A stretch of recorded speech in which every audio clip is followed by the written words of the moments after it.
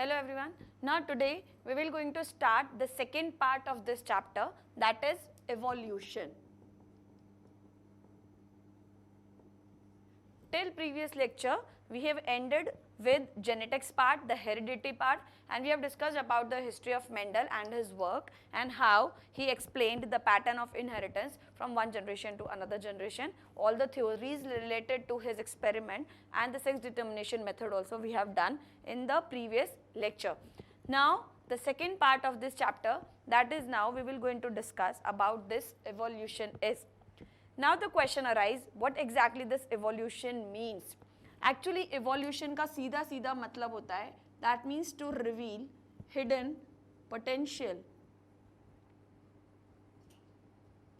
Its basic meaning is to reveal hidden potential.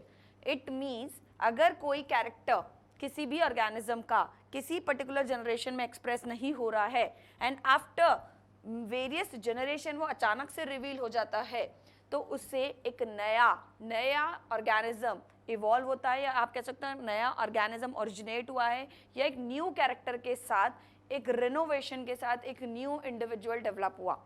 उस case में जो भी ऑर्गेनिज्म ओरिजिनेट हुआ है या डेवलप हुआ है, इट मे और may not different from its origin point.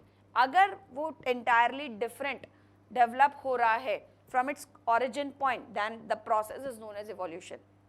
So basically the evolution का मतलब है, this means if a new generations arises with the new advanced character which is entirely different from its origin point or from its ancestor one, then this mechanism by which a new species originated which is entirely different from its origin species is known as evolution.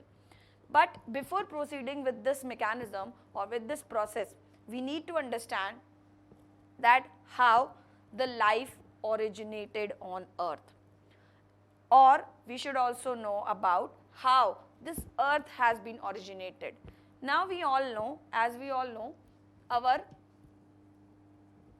galaxy in which we are living is known as Milky Way galaxy. This Milky Way galaxy is our galaxy in which we are surviving and in which our solar system present.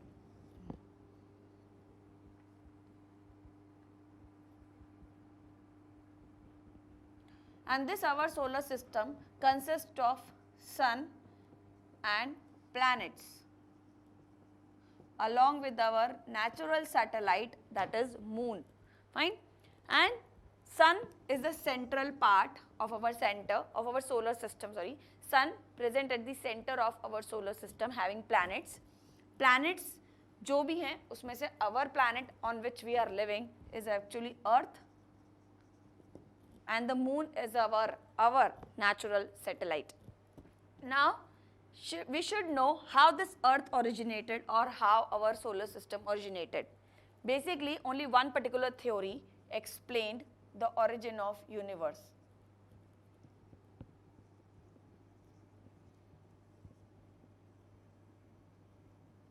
That is Big Bang theory. This is the only theory given to explain the origin of universe. According to this theory, there was a center of mass. That means उस समय पे भी एक big mass हुआ करता था, एक big ball of fire हुआ करता था, like sun at present we have. At that time also we had a big ball of fire before our solar system originated. And that big ball of fire अचानक से एक sudden explosion हुआ, they got explode and all the gaseous particle scattered from that explosion. Those gaseous particle which has been scattered from that ball of fire, those scattered gaseous particle gets accumulated or keeps on revolving around the central ball of fire. That means जिस ball of fire में explosion हुआ उसमें से कुछ gases particle जो भी थे बाहर निकले, लेकिन जो भी सेंटर में जितना भी गैसेस मतलब सेंटर में जो भी फायर का वो जो बॉल बचा रह गया उसके चारों तरफ वो scattered gaseous particle they keeps on moving around it and they keeps on revolving around it. later on all those gaseous particle gets settled down because उनका temperature धीरे धीरे कम होता गया, and then due to that gravity which led them to revolve around the center of ball of fire, those scattered gaseous particle then convert into the planets at different orbits. So in this manner our solar system sun along with the sun in the center and the planets which are 9, nowadays it is 8 planet we have. So 8 planets now moving around the sun, having earth as our planet on which we are surviving, and our natural satellite is moon which is revolving around the earth. So this is the theory, this is the very brief idea of this theory actually. I am explaining here only, I have given only the brief idea of this theory because it is not in our syllabus actually. This Big Bang theory explains only the origin of universe, origin of earth. Now first thing we need to discuss is that after origin of our planet earth, we need to discuss how the life originated on this earth.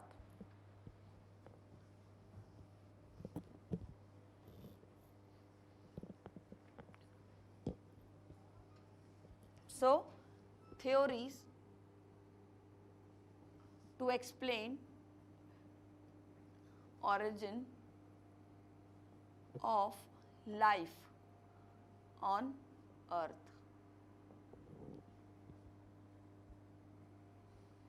Now as we all know, earlier since earth is a planet which has been originated due to explosion or due to bombardment in the center ball of fire which was present earlier also.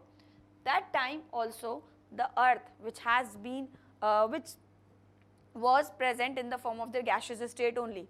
इसका मतलब ये है कि जब उस समय explosion हुआ था सेंटर में उस बॉल ऑफ फायर में, तब हमारा जो अर्थ था वो पहले obviously hot ball of gas ही था. हमारे अर्थ पे तब भी हाइड्रोजन और हीलियम जैसे एटॉमिक फॉर्म में अपने गैसेस प्रेजेंट थे, तो तब अर्थ बहुत गर्म था.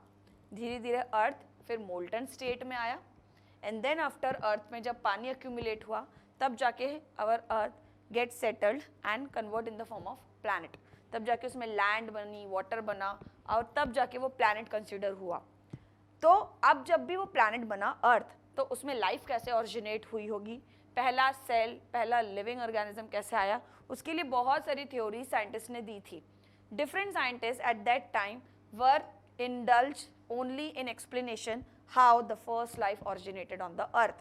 So now we will going to describe all those theory कि किस तरह से life originate हुई होगी. सबसे पहली theory है इसमें theory of special creation.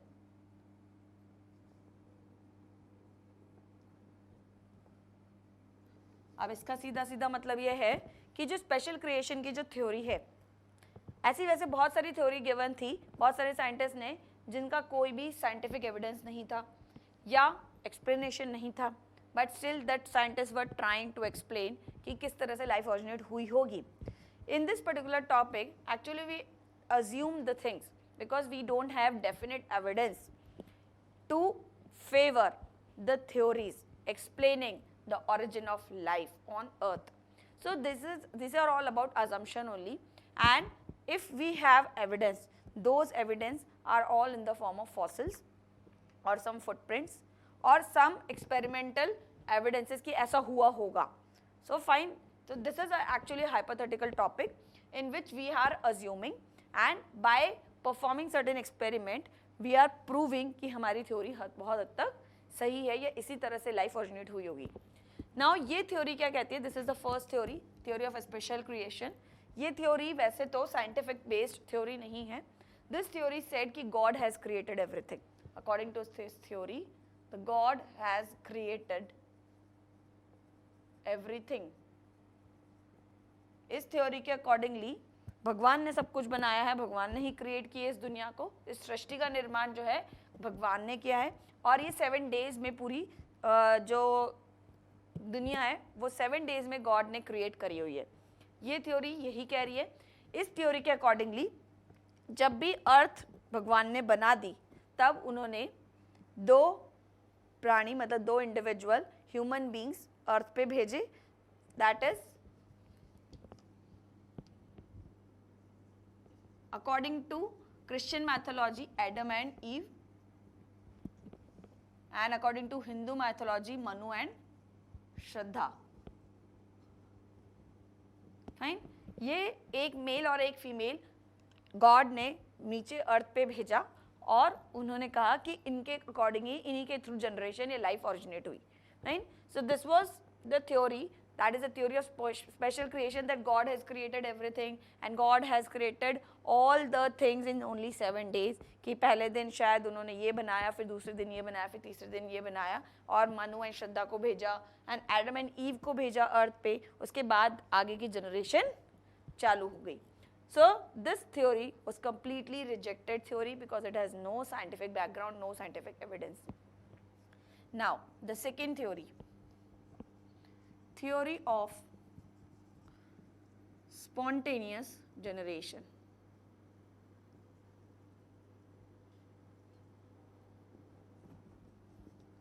This theory was given by various scientists.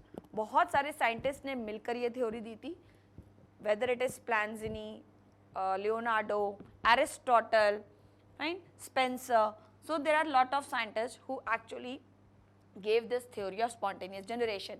Now what this theory reveal is, ये theory कहती है कि spontaneously मतलब अचानक से कोई भी life originate हो गई है, originate हुई है from the non-living matter.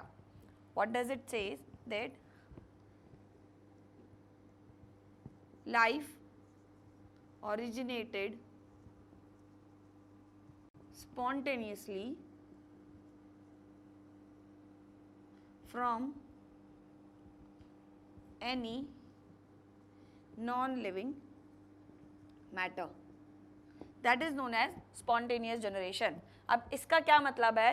सीधी सीधी सी ये बात है कि कोई भी नॉन लिविंग मॉलिक्यूल है, चाहे वो डस्ट हो, चाहे वो नदी का पानी हो, चाहे वो कोई गैशियस पार्टिकल हो, फाइन, या कोई वीट हो, गेहूं, या कोई बोरी हो, या फिर कोई शर्ट हो, तो किसी से भी कोई भी लाइफ ओरिजिनेट हो जाती है और कहीं पे भी स्पॉन्टेनियसली हो जाती है, बिना किसी मतलब अचानक से. तो that theory of spontaneous generation given by various scientist named as Aristotle, Leonardo da Spallanzani etcetera. Now this theory के लिए इन्होंने जो एक्सपेरिमेंटल मतलब जो एग्जाम्पल रिवील करे, वो एग्जाम्पल क्या दिए इन्होंने अपने फेवर में? एग्जाम्पल वो कि इन्होंने कहा कि जो नाइल रिवर है, जो इजिप्ट में बहती है नाइल रिवर, बहुत ही उसका मडी वाटर है और उसके मड से अचानक से वहाँ पे सैलमेंडर, फ्रॉग मतलब एम्फीबियन की जो एक स्पीशी है, वो अचानक से वहाँ ओरिजिनेट हुई होगी. फाइन, तो व्हाट दे एक्सप्लेन कि उस समय पे मड जो था नाइल का, उससे ही कहीं ना कहीं ये जो एम्फीबियन की स्पीशी है सैलमेंडर, वो ओरिजिनेट हो गई होगी. इसका इन्होंने एक एक्सपेरिमेंटल एविडेंस भी दिया. इन्होंने क्या कहा कि बेसिकली इन्होंने एक बोरी, गेहूं की बोरी एक जगह रखी, मतलब एक फार्म में, एक रूम में, and later on after few days या after few time sometime the mice appeared over there, वहाँ पे चूहे आ गए. अब उनके माइस के अपीयर होने से ही उनको ये उन्होंने अपनी थ्योरी के फेवर में दे दिया कि हमने वो जो गेहूं की बोरी रखी, वीट रखा, that wheat from there wheat only the mice must have been originated. तो नॉन लिविंग थिंग से इस तरह से उस समय में भी लाइफ ओरिजिनेट हो गई होगी. फाइन, सो ये जो थ्योरी थी बहुत ही अनएक्सेप्टेड थ्योरी थी. That is also known as abiogenesis. This theory is also known as abiogenesis. It means abiogenesis means every new life originated from the any non-living matter. Now इसके बाद आती है एक theory,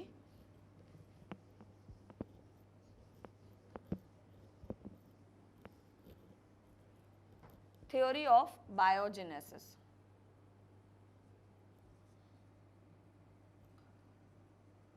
This theory of biogenesis given by Louis Pasteur. This Louis Pasteur is credited for the explanation of theory of biogenesis. Biogenesis की theory बहुत हद तक accepted theory थी, बहुत हद तक सही थ्योरी थी, क्योंकि इसके अकॉर्डिंग क्या है, every new life originated or arises from pre-existing life. So this, according to this theory, every new life arises from the pre-existing life. इसका मतलब है पहले से कोई लाइफ अगर प्रेजेंट है तो उसी से वापस से नई लाइफ ओरिजिनेट हो रही है या अराइज हो रही है. ये थ्योरी बहुत हद तक सही थी, which was given by Louis Pasteur, and this Louis Pasteur scientist actually disapproved the theory of spontaneous generation. इन्होंने स्पॉन्टेनियस जनरेशन की जो थ्योरी थी उसको क्या करा, डिसअप्रूव करा. बिल्कुल. कैसे डिसअप्रूव किया? By giving experimental evidence.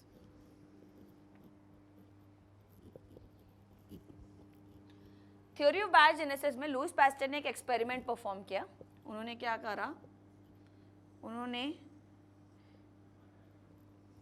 2 bottle Lee, round bottom flask लिया. इस राउंड बॉटम फ्लास्क में दोनों में इन्होंने सूप लिया. ये सूप था heat killed east broth. Broth का मतलब होता है liquid media. Broth means liquid media. किसका मीडिया था ये? एक ईस्ट फंगस का बना मीडिया था. ईस्ट सोर्स लिया हमने इस मीडिया को बनाने के लिए, लेकिन इस ईस्ट को हमने हीट किल्ड कर दिया तो इसमें लाइफ फॉर्म, लिविंग फॉर्म नहीं बचा. ठीक है. But this east heat killed east broth, इसमें सारे न्यूट्रिएंट्स प्रेजेंट थे, सारे न्यूट्रिटिव कंटेंट प्रेजेंट थे. फाइन. और इसमें हमने क्या करा, एक बॉटम को, इस राउंड बॉटम फ्लास्क को, एक को हमने खुला रखा और दूसरे को हमने कैप से कवर रखा. दोनों में एक ही चीज थी, heat killed yeast broth having all the nutrients, that is the liquid media with all types of nutrients. अब इन दोनों राउंड बॉटम फ्लास्क में ऑब्वियसली क्या दिखे after some time, what they observed is कि इनको इस फ्लास्क के अंदर जो इस मीडिया था इसमें कुछ एग्स मिले, larval eggs of larva. Fine. This eggs of larvae obviously particular insects, maggots नाम जो इंसेक्ट था उसके एग्स मिले, उसके लार्वल फॉर्म के एग्स मिले, और इसमें इनको वो एग नहीं मिले. Fine. Now what they must have been observed और कॉन्क्लूडेड कि अगर थ्योरी ऑफ स्पॉन्टेनियस जनरेशन सही होती कि नॉन लिविंग मटेरियल से कोई भी लिविंग या कोई लाइफ ओरिजिनेट होती तो दोनों फ्लास्क में एग्स ऑफ लार्वा हमें मिल गए होते, मतलब लाइफ फॉर्म हमें मिली होती. लेकिन why only the bottom flask with open neck और open cap having eggs of larva, why the bottom flask with covered cap does not found with the eggs of larva is, उसका explanation Lewis pastor ने दिया कि जो open flask था it was must have been visited by the maggots insect, so it laid its eggs inside this flask, and that is why in the open flask we got the eggs of larva, but in the closed flask it was not being visited by the insects, mother insect, so it did not able to lay its eggs in the bottom flask with covered cap, so इसलिए इसमें कोई eggs नहीं मिले. This shows कि obviously बात है कि life is arising from the pre-existing life. पहले कोई insect जो life है उसने अपने eggs ले करे तब जाके हमें एक नई life originate हुई. So this theory is very accepted theory that life originated from pre-existing life, and इसके explanation के लिए उसने जो experimental evidence दिया वो बहुत हद तक सही था, and this particular theory has disapproved the theory of spontaneous generation, right? But again, this theory did not able to explain that how this pre-existed life originated. इसने बता दिया कि नई लाइफ originate हुई pre-existing life से, लेकिन pre-existing life कहाँ से आई उसके लिए भी वेरियस थ्योरी फिर बाद में दी थी. ठीक है. अब हम नेक्स्ट थ्योरी पढ़ते हैं, थ्योरी ऑफ कॉस्मोजोइक.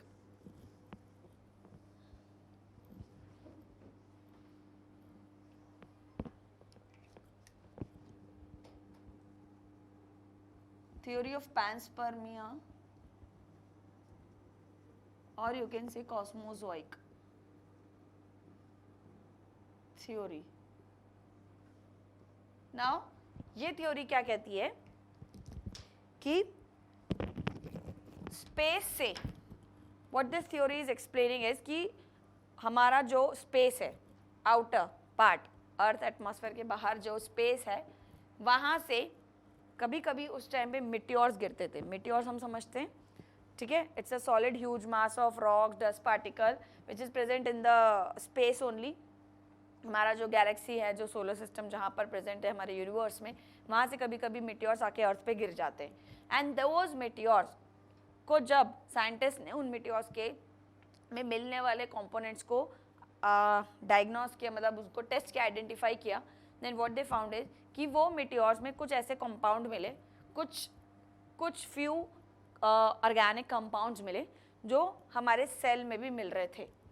लेकिन उनमें से कुछ ही कंपाउंड ऐसे थे मिटियोर में जो हमारे सेल में मिल रहे हैं, कोई ना कोई ऑर्गेनिक कंपाउंड मिला होगा। तो उसी से उन्होंने एक्सप्लेन कर दिया कि उस टाइम पे भी कोई ना कोई बड़ा सा मिटियोर गिरा होगा अर्थ पे स्पेस से, और उसी मिटियोर को उन्होंने नाम दिया कॉस्मोस पैन्सपर्मिया। और उन्हीं कॉस्मोस फॉर्म से या उस कॉस्मो फॉर्म से कोई ना कोई लाइफ ओरिजिनेट हुई होगी या पहला सेल ओरिजिनेट हुआ होगा। So this was theory of panspermia और cosmozoic theory, which is also rejected theory given by the scientist, क्योंकि ऐसा कभी भी नहीं हुआ था। Now the next theory, theory of chemical evolution, which is also known as modern theory or the naturalistic theory. This is the well accepted theory to explain the origin of life on earth. This theory given by A.I. Oparin and H.B.S. Haldane. Now Oparin and Haldane theory कहते हैं इसको, Oparin Haldane theory, दो scientist ने मिलकर ये theory दी थी, chemical evolution की theory. This theory actually explains that life originated from non-living molecule. That means first live cell, first cell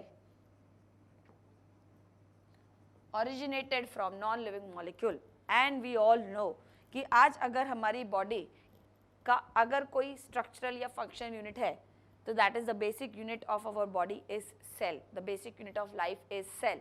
और अगर वो सेल लाइव है, लिविंग है, but that living cell is made up of all the non-living molecule which is known as biomolecule. non-living molecule का मतलब है उस cell में भाई हमारा प्रेजेंट है, सेल की मेम्ब्रेन अगर हम देखें तो कार्बोहाइड्रेट, प्रोटीन, लिपिड्स की बनी है। सेल के न्यूक्लियस में अगर हम जाते हैं तो जेनेटिक मटेरियल है, डीएनए एंड आरएनए, क्रोमोसोम से बना है। सेल के ऑर्गेनल्स वो भी कार्बोहाइड्रेट, प्रोटीन, लिपिड से ही बने हैं कहीं ना कहीं। और सेल का प्रोटोप्लाज्म जो प्रोटीन से बना है। तो that means all the structural component of cell is made up of non-living compounds and molecule. But they are known as living when all these molecules interact with each other, communicate with each other, they becomes motile when they interact with each other, and then they perform a particular metabolic reaction. Then we call the cell as a living cell. But देखा जाए लेकिन cell बनता किससे है? Non living molecule से बन रहा है, बायोमॉलिक्यूल बोल रहे हैं उसको, और ये इस केमिकल थ्योरी ऑफ इवोल्यूशन में समझाया गया था। Now what this theory explain is कि उस समय पे हमारे अर्थ का टेम्परेचर बहुत बहुत हाई था।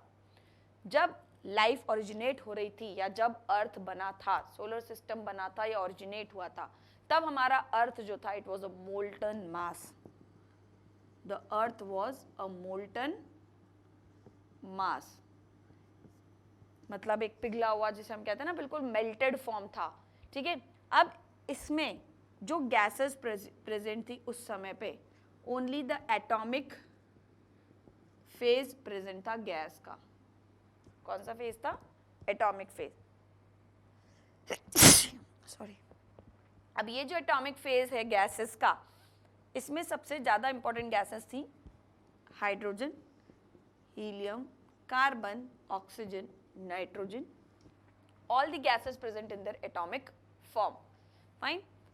बट लेटर ऑन धीरे धीरे, क्योंकि टेम्परेचर हाई तो था ही सही अर्थ का, due to temperature, pressure, climatic condition जो भी थी उस समय पे अर्थ की, उसकी वजह से ये एटॉमिक फेज, क्योंकि एटॉमिक फेज बहुत ज़्यादा अपने आप में अनस्टेबल होते हैं, तो they react with each other and forms molecular phase. Molecular phase में आया हमारा H2O2 N2, ये चीज़ें हमारी मॉलिक्यूलर फेज में आई। बट देन अगेन जो O2 था ये फिर से रिएक्ट कर जाता था, और किससे रिएक्ट करता था, किसी भी दूसरे मॉलिक्यूल से रिएक्ट कर जाता था, तो ऑक्सीजन फ्रीली अवेलेबल नहीं था। This oxygen whether it reacted with hydrogen and forms water, लेकिन ये वाटर जो बनता था वो किस फेज में बनता था, अपने वेपर फेज में बनता था, गैसियस स्टेट में बनता था, क्योंकि टेम्परेचर बहुत हाई था। तो oxygen was not freely available, oxygen was not freely available. तो ये हमारा वाटर मॉलिक्यूल जो बना गैसियस फेज में, वो हाइड्रोजन और ऑक्सीजन के रिएक्शन से बना। सिमिलरली ये जो N2 था ये भी हमारा H2 के साथ रिएक्ट करा, और इससे हमारा बन गया NH3। तो इस तरह से हमारा ये जो अमोनिया बना NH3, this NH3 and water was the first inorganic compound formed, but ये सब उस समय गैसियस स्टेट में बन रहे थे। तो पहले एटॉमिक फेज आई थी, फिर molecular phase I, molecular phase के बाद आया हमारा फर्स्ट सिंपल कंपाउंड फॉर्म। और सिंपल कंपाउंड कौन सा बनाइए, सबसे सिंपल इनऑर्गेनिक कंपाउंड बने NH3 एंड वाटर, लेकिन in the gaseous state. Now later on जब ये सिंपल इनऑर्गेनिक कंपाउंड बने, तब भी हमारा जो ऑक्सीजन O2 जो था फ्रीली अवेलेबल नहीं था, धीरे धीरे वो क्या हो रहा था, रिएक्ट कर रहा था। तो उसके बाद हमारा O2 जो था, this O2 when it react with the nascent oxygen atom, तो इसने बनाया हमारा ओजोन O3। अब O3 जैसे ही बना, O3 के बनते ही हमारा जो यूवी रेज है वो क्या हुआ, उसका आना कम हो गया अर्थ पे। यूवी रेज का आना कम हुआ तो टेम्परेचर क्या हुआ, डिक्रीज होने लगा अर्थ पे। ठीक है, अब अर्थ पे टेम्परेचर कम हुआ तो धीरे धीरे फिर क्या हुआ, वाटर जो है अपने गैसियस स्टेट में से किस में कन्वर्ट होने लगा, अपने लिक्विड स्टेट में कन्वर्ट होने लगा। That means the water get condensed into the liquid state. Water के अक्यूमुलेट होते ही पानी आ गया अर्थ पे। अब पानी अगर आएगा तो फिर से पानी, टेम्परेचर, प्रेशर, उनकी वजह से और रिएक्शंस बड़ी होगी। तो in presence of water carbon also reacted with hydrogen and the first organic compound बना हमारा मीथेन। तो the first organic compound formed methane. After the formation of this methane, now अब organic compound की पानी के अंदर complexity बढ़ती गई, और फिर उसके बाद complex organic compound form हुए।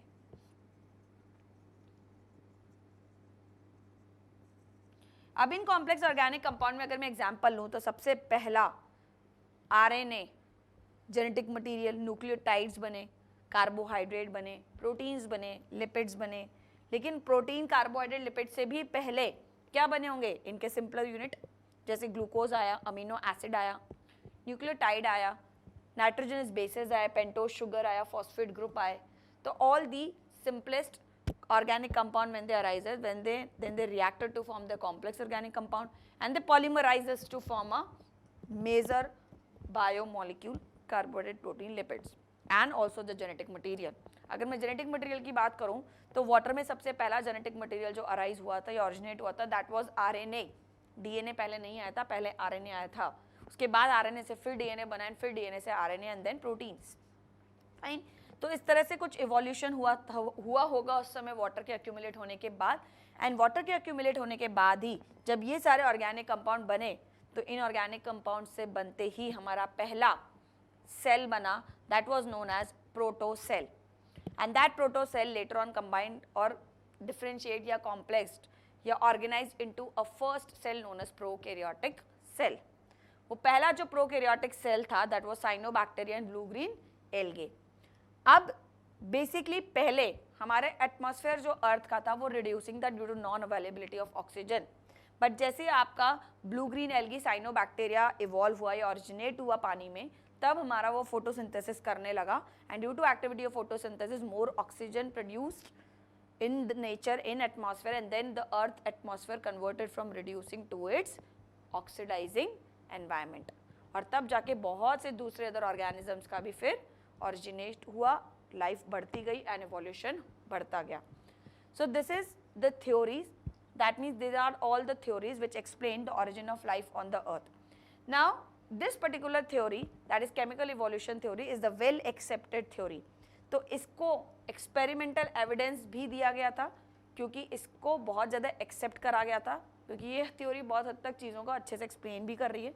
Now the well accepted theory, that is chemical evolution theory, has been proved by giving the experimental evidence given by the scientist Harold Urey and Stanley Miller.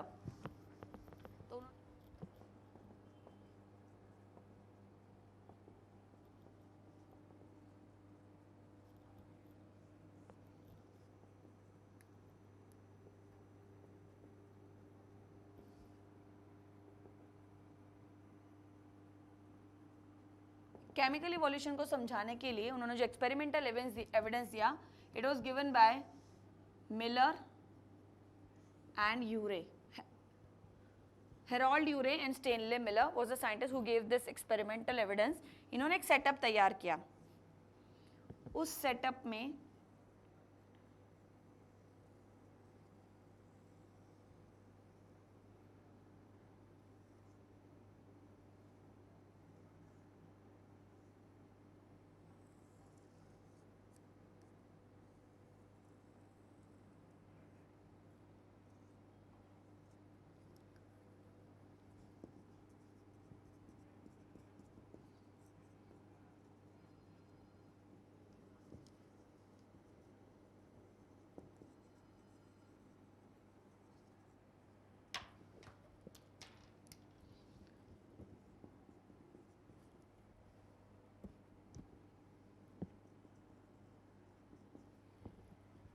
देखो इन्होंने क्या करा, यहाँ पे boiled water को boil कर रखा है. This is boiled water. Now this boiled water has been passed, यहाँ से पास हो रहा है, and it is passes to the this round bottom chamber. This is a gas chamber. This gas chamber has been connected with the tungsten electrode. Why these electrodes has been connected? To maintain a very high temperature in this chamber. यहाँ पे जो temperature maintain किया गया था, it was around 800 degree centigrade, क्योंकि ऐसा assume किया गया था कि उस टाइम पे भी अर्थ का टेम्परेचर कहीं ना कहीं 800 डिग्री या उससे ज़्यादा रहा होगा, तभी अर्थ का जो स्टेट था इट वॉज गैसियस स्टेट. अब इस चैम्बर में हम बॉइल्ड वाटर पास कर रहे हैं और इसी में हमने मीथेन अमोनिया हाइड्रोजन का मिक्सचर लिया है in the ratio of 2:1:2 by passing the steam so that the reaction can be enhanced. अब इसको हमने ऐसे के ऐसे ही, अब यहाँ पे क्या है, this is actually condenser, but अभी इसको हमने बंद कर रखा है, अभी इसको वर्किंग नहीं कर रखा, तो यहाँ पे हमने गैस पास कर रखी है, स्टीम. अब क्या होगा, ये इस वाले चैम्बर को हमने बिल्कुल क्लोज रखा हुआ है, इसमें किसी भी चीज़ का आउटलेट और इनलेट नहीं हो रहा, क्योंकि यहाँ पे भी ऑब्वियसली हमने वॉल्व रखा हुआ है ताकि यहाँ की गैसेस बाहर नहीं निकल सके. अब इस चैम्बर को हम 1 वीक के लिए छोड़ दिया इन्होंने. For 1 week this chamber has been left by these scientists. After 1 week what they observed, they wanted to know what type of chemical reaction must have been done inside the chamber. अब सारे जो भी chemical reaction इसमें 1 हफ्ते तक हुई होगी, उससे कोई ना कोई कंपाउंड तो बना होगा, लेकिन वो सारे कंपाउंड अभी किस फॉर्म में थे, वहाँ पे गैसियस स्टेट में थे, क्योंकि टेम्परेचर इतना हाई था. अब इन्होंने क्या करा, इस चैम्बर को कंडेंसर से पास किया, इस कंडेंसर को, sorry this is condenser. Now whenever they passed it to the condenser, पानी है इस कंडेंसर में, तो गैशियस स्टेट जब इससे पास हुआ होगा, रिवॉल्व भी फिर ओपन कर दिया गया, एंड जब पास हुआ तो ये अपने लिक्विड फॉर्म में हुआ, एंड लिक्विड फॉर्म से यहाँ से टैप से इसको कलेक्ट कर लिया, tap. Then this collected soup called as prebiotic soup, इसको इन्होंने नाम दिया prebiotic soup. This prebiotic soup, which is a liquid soup, has been collected from this chamber is now this soup में इन्होंने आइडेंटिफिकेशन टेस्ट करे, reaction test करे कि इसमें क्या केमिकल कंपाउंड बने. तो what conclusion they have drawn कि इसमें वो सारे ऑर्गेनिक कंपाउंड मिले इनको जो हमारे लिविंग सेल में मिलते हैं.